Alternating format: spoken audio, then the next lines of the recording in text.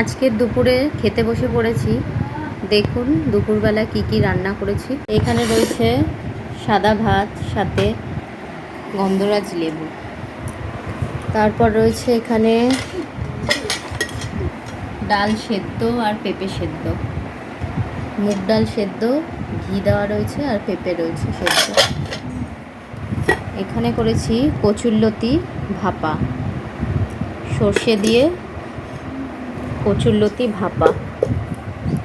এখানে রয়েছে আলু পটলের তরকারি, আর রয়েছে এখানে চিকেন।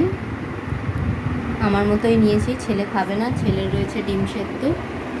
আর রয়েছে চাটনি, চাটনিটা সেই কালকে করে রেখেছিলাম, ওই চাটনিটাই। কালকে একটু তরকারি রয়েছে, আর রয়েছে এখানে রায়তা। এই হচ্ছে আজকে দুপুরের লাঞ্চের মেনু।